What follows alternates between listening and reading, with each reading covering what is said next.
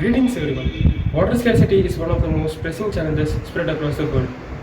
It is very much persistent in desert and arid regions where conventional water sources are absent and very much costlier to access.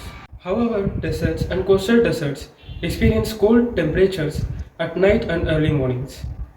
The cold temperature at night and early morning causes the water molecules present in the atmosphere to condense into fogs for a short period of time. So our project focuses on efficiently collecting these water molecules from the fog. Fog. Fog is made up of tiny water droplets present in our air. These water droplets can be captured if force acts on them. The polar nature of water. A water molecule is said to be polar. This means the one side of water droplet is slightly positive and other side is slightly negative. This property causes the water droplets to act strongly towards electric field. When a high voltage is passed between two electrodes, an electric field is formed between them. When this electric field becomes strong enough, corona discharge occurs. Corona discharge ionizes the nearby water molecules, producing charged particles. When water droplets are charged, they experience an electrostatic force in electric field. This force causes water droplets to move towards opposite electrode. When water droplets move towards the opposite electrode, that is the negative electrode, they collide with other particles, merge together. This process is called coalescence. Large droplets become heavy and get collected in the collector surface. Now let us take a look at this model and how it works. So this is our model. So here we have three copper wires stretched along this length. These metal wires act as the positive terminal, and here is where the water molecules gets ionized.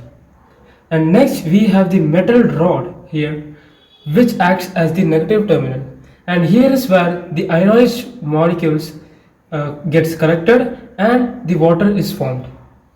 So you might think that this model could be dangerous since it uses high voltages which could potentially harm humans or animals around it. So that's why we have built a mechanism to include Faraday cage with this system. So this is a cage built with metal mesh. This cage prevents the high voltage leak out of this system, and secondly, this cage also prevents the disruption of corona discharge which can be caused by strong winds in arid regions. This cage is placed around the system like this.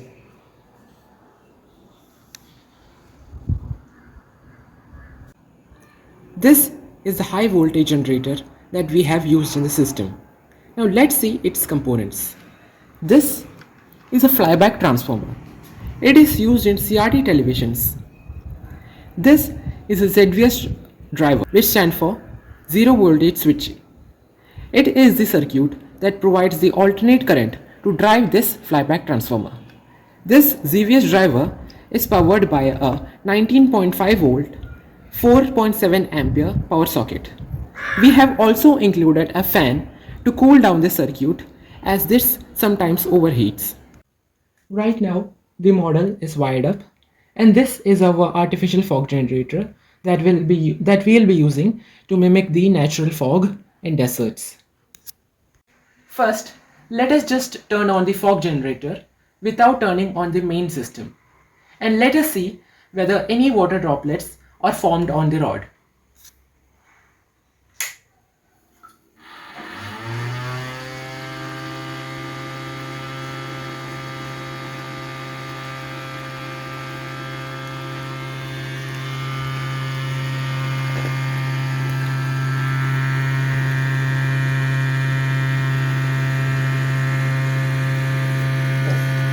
As you can see, there are no visible drops of water on this rod.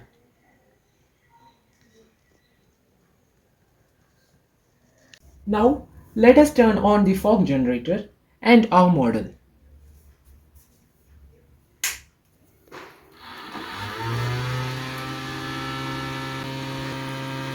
Turning on the model now.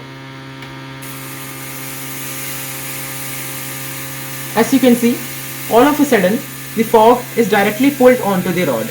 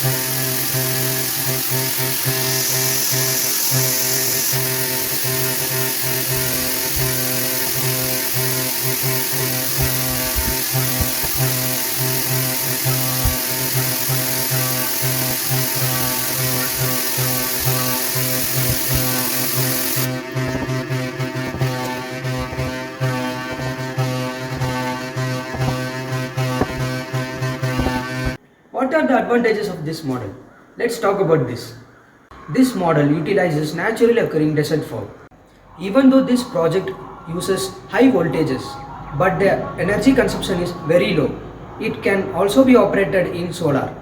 The water collected by this method can be used in drip irrigation and it could be used in reversing desertification. Also, this model is easy to set up and it is lightweight.